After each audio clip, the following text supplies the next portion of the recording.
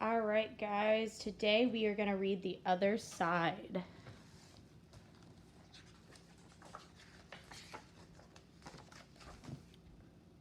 That summer, the fence that stretched through our town seemed bigger.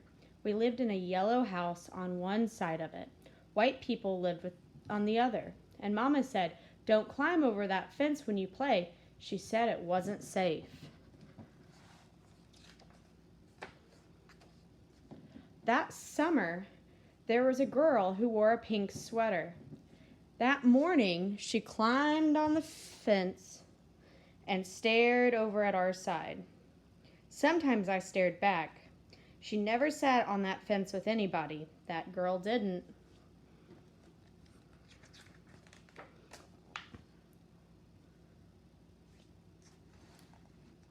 Once, when we were jumping rope, she asked if she could play, and my friend Sandra said no, without even asking the rest of us. I don't know what I would have said. Maybe yes, maybe no.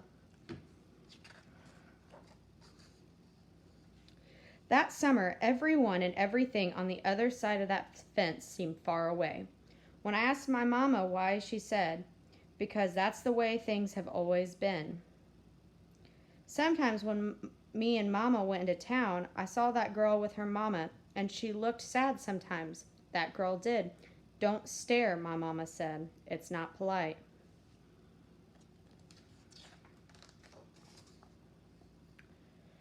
It rained a lot that summer. On rainy days, that girl sat on the fence in a raincoat.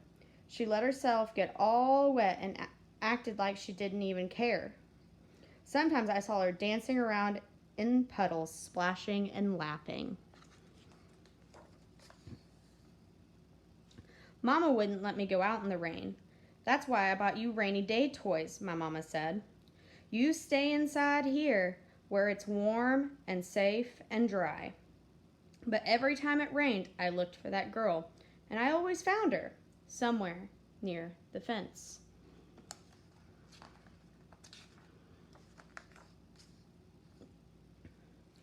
Someplace in the middle of the summer, the rain stopped. When I walked outside, the grass was damp and the sun was already high up in the sky. And I stood there with my hands up in the air. I felt brave that day. I felt free. I got close to the fence and that girl asked me my name. "Clover," I said. "My name's Annie," she said. "Annie Paul." "I live over yonder," she said, "by where you see the laundry. That's my blouse hanging on the line." She smiled then.